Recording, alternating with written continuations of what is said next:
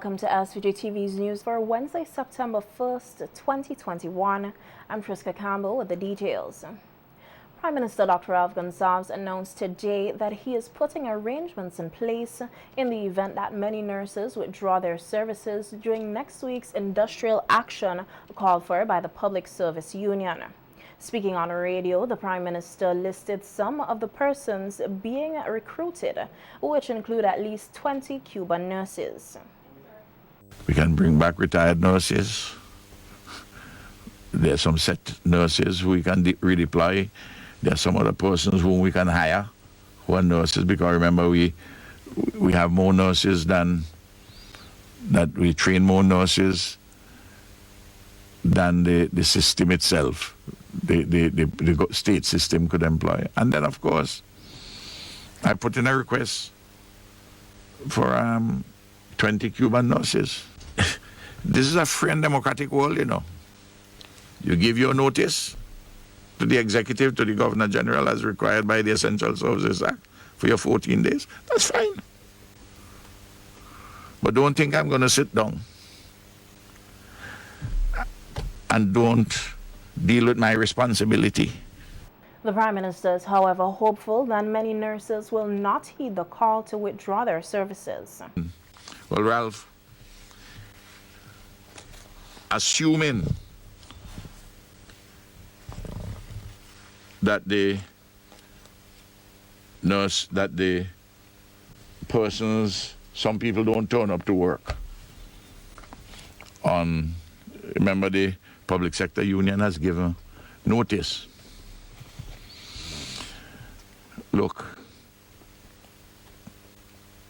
that they're withdrawing their service in a road strike.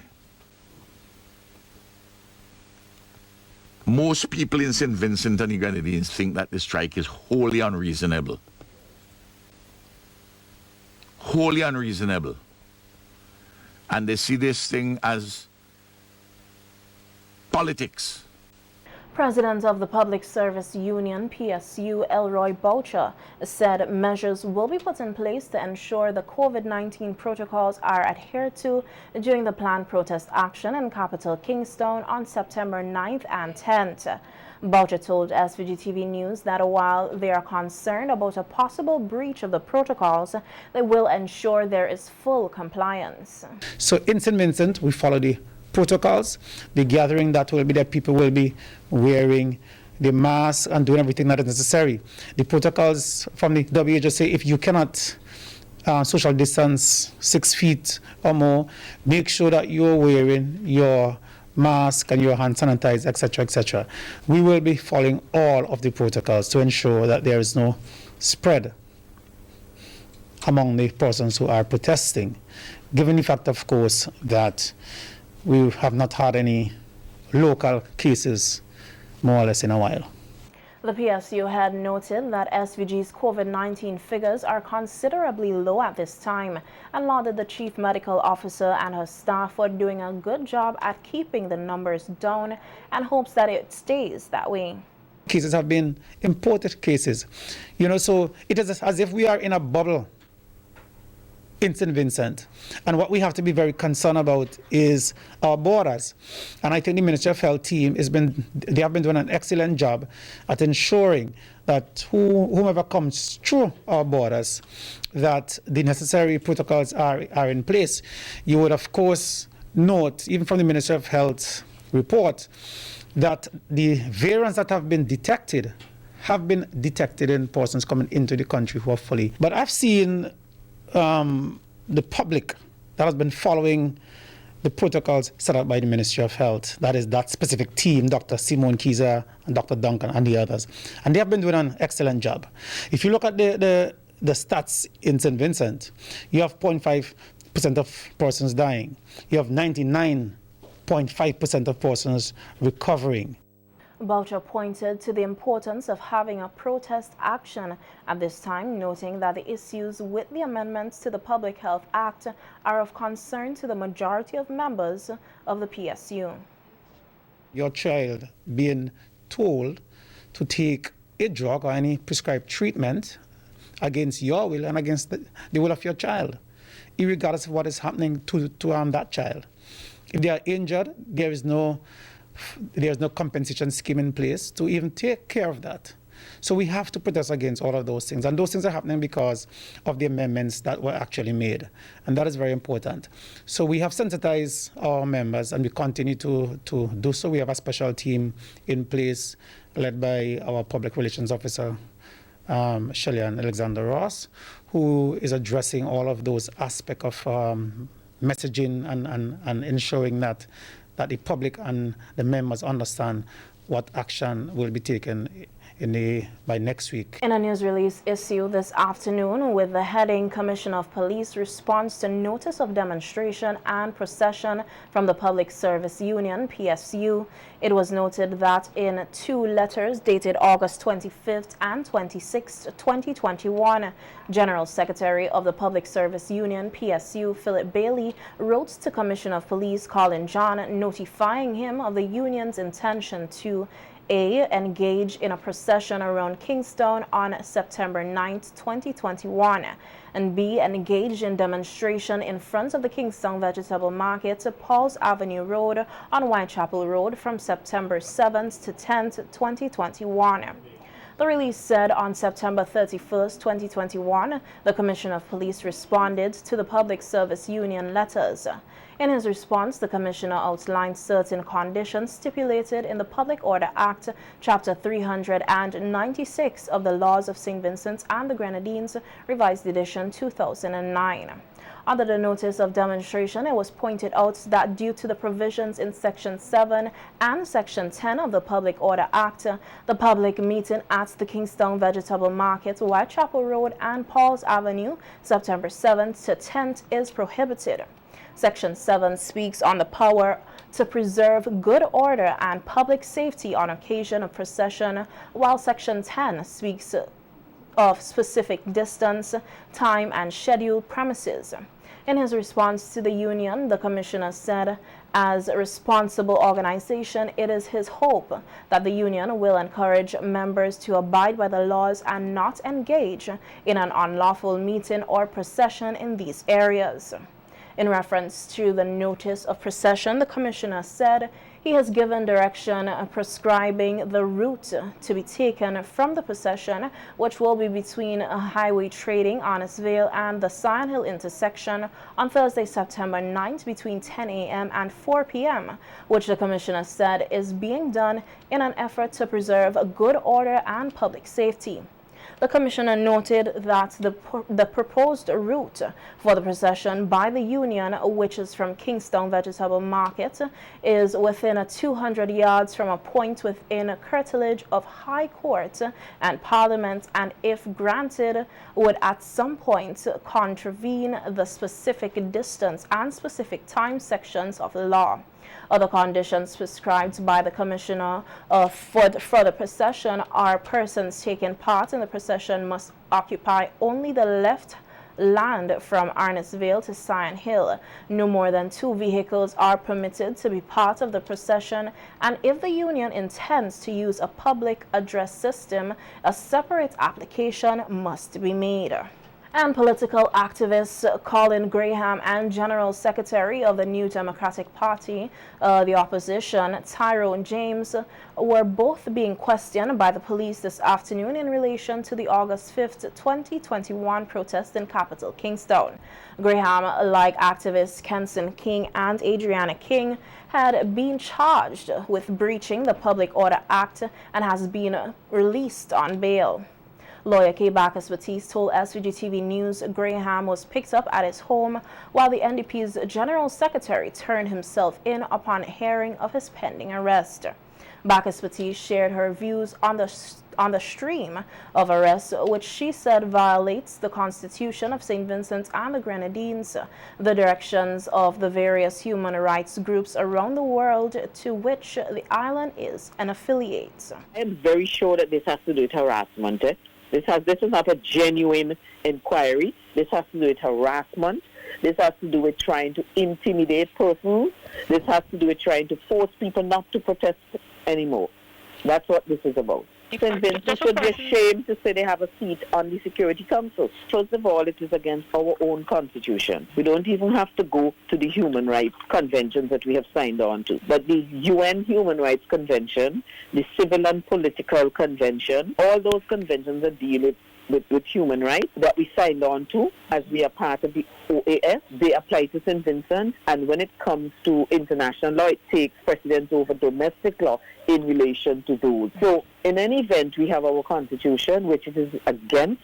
The right to protest falls under, of course, freedom of conscience, freedom of association, freedom of speech, freedom of movement. All those rights are enshrined also in those human rights conventions and civil and political conventions that we have signed on to. Bacchus Batiste again made reference to the Public Order Act and how it should be applied. She also noted her thoughts on the recent developments. Order Act was made to deal with meetings where you're going to hold discussions and air views and so forth, like maybe like if you have a political campaign, those type of meetings they're supposed to control. It is not to control protest. In fact, even in that act, even if you act and you inform them, they do not have the right to tell you cannot protest. That is not part of the Public Order Act even. I am really disturbed and perturbed that our country, St. Vincent and Grenadines, has gone to its lowest ebb ever, and threatening to go even lower. Because all of these arrests, as I say, to try to criminalize persons who are protesting and fighting for the rights of others is the lowest depth you can sink to. It is unbelievable that the person's rights could be so restricted under a government that say that they're a Labour government and that they're the government of the people. Kenson King, a suspended prisons officer, and Adriana King, a teacher, were both arrested and charged on August 15, 2021 for also breaching the Public Order Act. That matter has been adjourned until November 17, 2021. As the long holiday weekend approaches, there are a number of events that have been scheduled for vaccinated individuals. This was disclosed by Health Promotions Officer Shanika John during a virtual news conference hosted yesterday by the Ministry of Health, Wellness and the Environment. John outlined the guidelines under which these events are slated to occur. She noted that persons wishing to have gatherings which exceed the current mass gathering numbers must contact the Chief Medical Officer, Dr. Simone Kiza Beach, or the Commissioner of Police, Colin John, to begin the process of approval. The protocol for mass gathering, 10 persons on the inside, 20 persons on the outside. For the churches, it's 1/3 of their capacity with physical distancing within their building. For those persons who would want to have an event and you want to exceed the amount for indoor or outdoor gathering, you are asked to seek approval from the Chief Medical Officer of Health, Dr. Simone Kiza Beach, or the Commissioner of Police, Mr. Colin John. And so once you send in that request, given all of your information, there's a process in which we go through. We first of all would have a meeting or a discussion to find out the nature of your event or your activity. The Health Services Subcommittee will make recommendations either directly to the promoter or the vendor, or recommendations to the Commissioner of Police in terms of the taking of the event or the activity. For those persons who have been granted fair approval, you will get what is first called a preliminary approval. And that preliminary approval allows you to do your promotion, to get your persons. And please note that these activities are mostly fully vaccinated activities. John noted that the vaccination status of individuals at these events does not apply only to patrons, but also to persons working the events, including security, DJs, and vendors. She also further disclosed the additional steps needed to attain full approval for an event. John says events must and will be approved for the weekend ahead should be released to the public on Friday. Any other events will be considered unauthorized and subject to fines. Vaccinated from your vendors, including your caterers, your DJ, your security personnel, your health personnel, and all of your patrons also must be fully vaccinated. Once those vendors and promoters can pass the preliminary approval, submitting all of the required documents, and you will get a list of requirements in your preliminary approval. You have about 72 to 90 hours to submit all of that information for verification with the Ministry of Health. Once that information is submitted, then we will grant approval from the Health Services Subcommittee. Final approval is granted from the Commissioner of Police. So far, we've not had any major problems. Going into this weekend, we have quite a number of events and activities in preliminary approval. By Friday, I'll be working with the Commissioner and his team, and we will try to release a list of approved events and activities for this weekend. Of course, those persons would have already had their list and patrons who are allowed to enter these events, and any other activity or event outside of that is considered an unauthorized event or activity, and so necessary charges and fines may apply. Responding to questions on the safety of the vaccinated events, considering the COVID-19 virus has been known to have breakthrough infections in vaccinated persons, Dr. Roger Duncan outlined the difference in a risk of death or severe illness in unvaccinated persons as opposed to those who are vaccinated. He noted that the ministry is also relying on the good faith of promoters and patrons to conduct the events according to the stipulated protocols or guidelines. We do our utmost at the events themselves to make sure we have some sort of eyes and representation there to see. But again, this is, we are relying on the good faith of the people whom we've authorized to have these events, that they will follow the protocol. And if they don't follow the protocol, we are also relying on the good faith and good intentions and responsibility of the patrons who are attending these events. So if they see any violations of anything, that they should report it to the organizations and report it to us. And I mean, the point you make about vaccinated and unvaccinated people being able to contract and spread COVID, it's quite true. But then we have to remember, for COVID-19 disease is a wide spectrum, and the outcome, we know clearly, the outcomes of COVID-19, the worst outcomes are in the group of people who are unvaccinated. So while it is true that both vaccinated and unvaccinated could contract COVID and could spread COVID, the likelihood of severe disease and death is much greater, significantly greater in the unvaccinated group. There's really so much, and we can't guarantee anyone 100% that a certain organizer or promoter or someone wouldn't attempt to violate the rules. Health psychologist Dr. Giselle Miller is urging persons to take suicidal threats very seriously. Over the weekend, it was reported that a young lady committed suicide, leaving her young child behind. And although the circumstances of what led to the tragic incident is not known, Dr. Miller said if you have a family member or a friend who is contemplating suicide and is speaking about it, it should not be taken for granted. I know persons will say that people speaking about suicide will not actually do it, but that's a myth.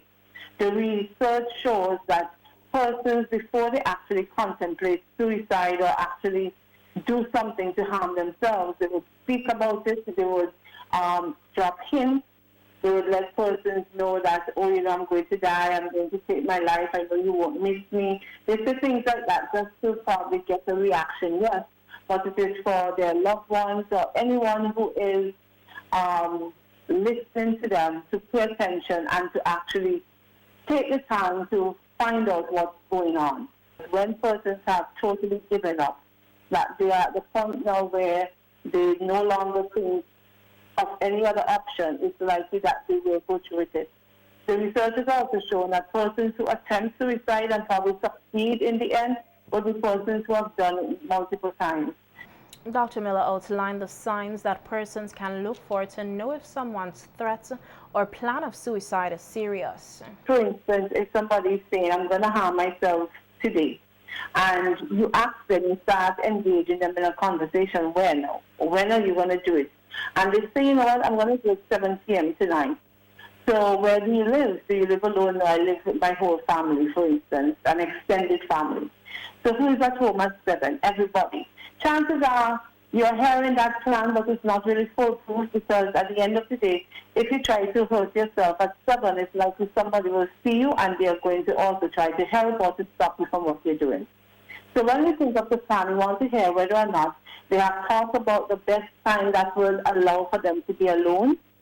You want to know whether they have access to whatever weapon of choice. So let's say they're going to use, let's be far-fetched, that they say I'm going to put a gun to my head. Do you own a gun? No. I'm going to hang myself. Do you have rope? Are you living on a very high building? Where do you plan to do this? And if the plan is such that they have access to whatever they say they're going to use, then you want to take it seriously as well. There are several reasons why someone may want to take his or her own life, which the health psychologist described as very complex. Dr. Miller said that the act of suicide often involves a severe emotional and physical pain, which the person deemed to be unbearable. Depression, generalized anxiety, if persons also suffer from some psychosis, schizophrenia, where persons sometimes are hallucinating, they're hearing voices. They may tend to lean towards harming themselves as well if the voices within their head is directing them to do so. Generally, we see suicide being attached to or closely related to depression. Persons who contemplate suicide have an overwhelming sadness. They might feel some level of worthlessness in their own lives, elements of shame, guilt for different reasons. They see their life as not being worth living. They see themselves sometimes as a burden to others. Sometimes you would have seen where persons attempted suicide also as an attention-seeking behavior, which in itself is a cry for help, because if somebody begins to actually do things to hurt themselves just for attention, then you have to look closer to figure out what would have been the underlying cause. Dr. Miller noted that there are a number of facilities in SVG where persons who are having suicidal thoughts can seek counseling or treatment. All right, and it is a matter that anyone who is thinking that their situation is so grave or dire that you feel that suicide is your option, I would suggest speak to someone, get help. There are counselors available in the Ministry of Health, mental health at the hospital as well. There are counselors within the school system. You can go to Marian House, you can go to National Mobilization. There are many different options. If it is that you don't want to go that route, there's also the fact that you can speak to a pastor, any trusted friend. But know that help is available, and it's really important that persons access the help before, they get to the point, as they say, of no return. There was a delay with the results of the Caribbean Primary Exit Assessment, or CPEA, which education officials were expected to receive from the Caribbean Examination Council, CXC, last week. Speaking on the delay on radio this morning, Prime Minister Dr. Afghan Saab said that the results were expected today from CXC as there were some issues to be addressed. On Friday, officials in the Ministry of Education told me, and then Curtis King, the minister, told me that CXC, which oversees the results, will provide the results by Wednesday. Today's Wednesday, so I'm hoping that we'll get them today. Apparently, there was some technical glitch. I don't know if there's a computer glitch or whatever the issue was. The Ministry of Education is responsible for releasing the results to the public and conduct the secondary placement exercise for the new academic year 2021 to 2022. This year, over 1,800 grade 6 students, comprising of 961 males and 934 females, sat the external components of the CPEA in July. The external component of the assessment comprises 4 multiple-choice papers in 4 areas: mathematics, social studies, language arts, and science. Chevening scholarships are now open, and Vincentians are being encouraged to apply before the deadline in November for the 2022-2023 academic year. 2 Vincentians were awarded the scholarship this year and are now preparing to travel to the United Kingdom to commence their studies. Former scholar Tamira Brown said that the Chevening Scholarship is open for those who are keen on developing professionally and academically. And Vincentians have the opportunity to therefore access the portal because we are one of the Chevening eligible countries, meaning that all Vincentians, once they would have completed their undergraduate studies, once they have attained 2 years work experience, once they are in good standing with the studies that they would have pursued initially, and they are doing work in their communities actively, they are eligible to apply. The award portal is open for 3 months really, but I would encourage persons to start the application process, revisit it as often as necessary so that they can make the necessary changes if they see fit as they go about their application. You would need to do several essays, you would need to update your curriculum vitae, you would need to ensure that your references are on point, you would need to apply to 3 universities in the United Kingdom. So all these things are important. Brown, who completed her studies 5 years ago, said that the experience and opportunities of being awarded a Chevening scholarship are many-sided, which she has benefited from tremendously. But I would encourage persons that they should look for universities in the UK in the application process that would suit or align with their interests in general, so that they can really have the rich opportunities that Chevening presents. I want to also speak about the networking opportunities. As a student in the UK, ironically, as a part of the Chevening program, I got to meet up with and more meaningfully engage with other counterparts who I would have met at the University of the West Indies. And during that process, we were able to interact in such a formidable way that even now, I have projects and programs that we do together. And this is another brilliant experience that the Chevening program offered me. Not only did it allow for me to interact with my University of the West Indies counterparts or colleagues, but I also met international persons who have enriched my life in so many ways. The cultural connections were also important given the heritage of St. Vincent and the Grenadines. Brown said St. Vincent and the Grenadines also stands to benefit from scholars who return to serve. The scholarship includes full coverage of the tuition costs for a master's level education in the United Kingdom. It also includes the incidental expenses that would arise by virtue of living in the United Kingdom. So I think in terms of coverage and not having to worry about any other costs or hidden costs coming to the fore, this is another wonderful opportunity. I would encourage persons, once they are eligible, to really take this opportunity to apply, because in this day and age, boosting our human capital is so important, and basically making sure that you are able to offer the most meaningful contribution to St. Vincent and the Grenadines is so important. So I encourage persons to consider this scholarship opportunity as one for them to really learn or develop their best selves to offer their best to their country. A management team representing Rainforest Seafood Jamaica was on site at the Calico processing plant last Thursday, August 26, to get a first-hand look on the progress of the work being done. The new addition to the company's production sites will be opened later this year. The management team also met with over 50 persons being trained in fish processing at the Methodist Church Hall, most of whom will be equipped to be employed at the processing plant in Calico with the company. Minister of Agriculture Saboto Caesar emphasized the importance of the Argyle International Airport in the process of exporting fish abroad, but more so of the new investments made by the rainforest. With the opening of the Argyle International Airport,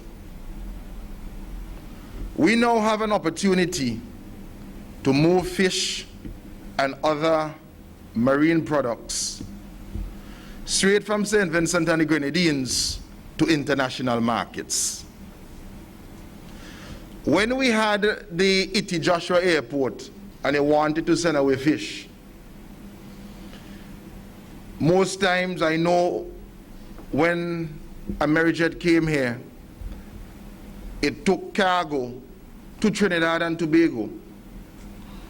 To take the bigger jet, they had to offload it, take the bigger jet, up to Miami. Highlighting the opportunities and the possibilities that are taking place in SVG, the Agriculture Minister noted that there are always businessmen and women in the Caribbean who are looking for possibilities.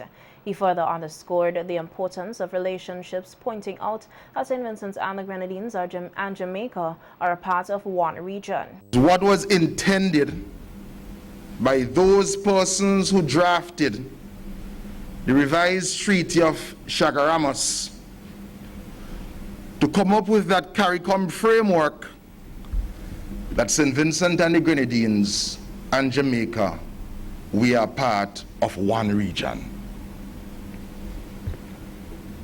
I want for us not to see rainforests as an outside company. When you look on your passport, there are common features when you look outside of my passport. And we are united by a common history,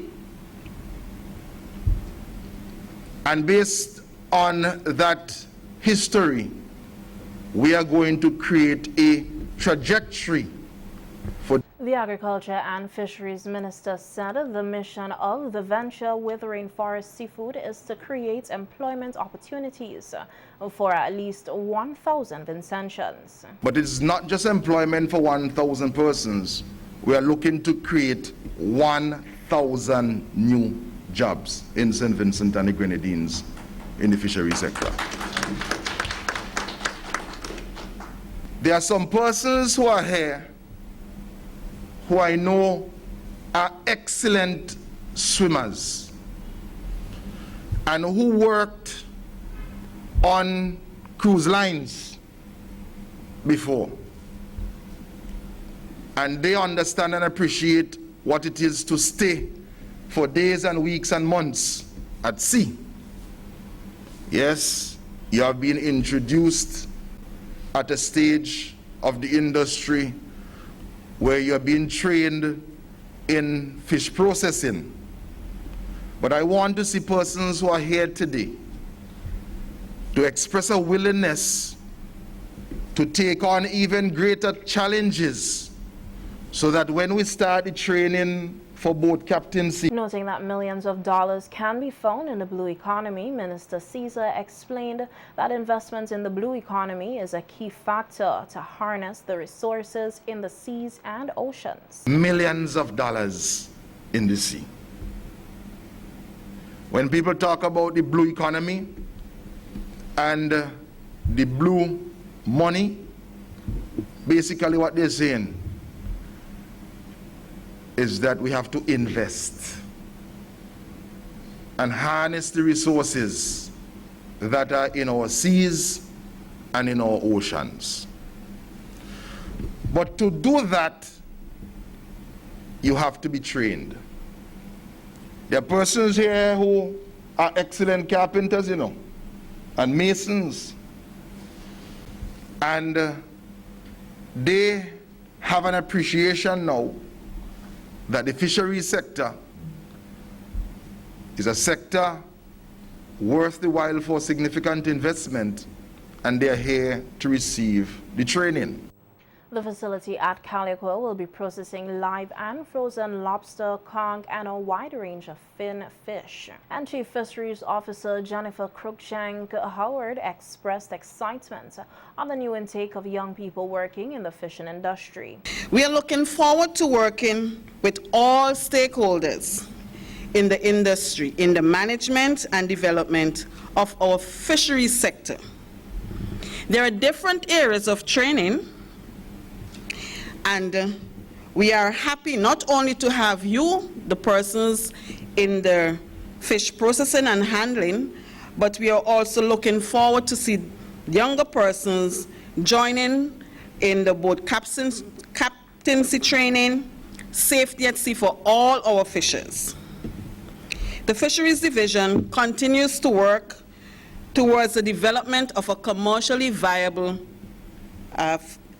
industry with the support from the private sector as we are having today. CEO of Rainforest Seafood Jamaica, Benjamin Jardine, described the developments of the processing plant at Caliqua as a fantastic venture with SVG, noting the possibilities are endless.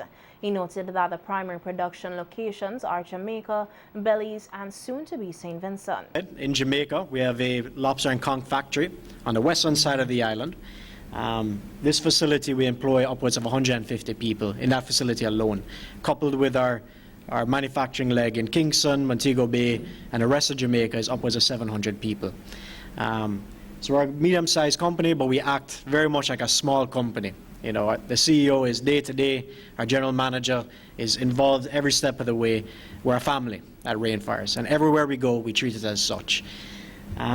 Jamaica, we do live lobsters, we do conch, we do frozen lobster, we do cooked lobster, we do a variety of conch as well. We do 50% clean, we do retail packaging, we do bulk packaging, which gets further processed with some of our partners in different countries. The goal at Rainforest is not only to harvest and to sell, but it's to harvest, add value, and sell. In a competitive market as a seafood industry, you need to stand out. And whether that is the quality of product or the variety of the product that you bring to the table.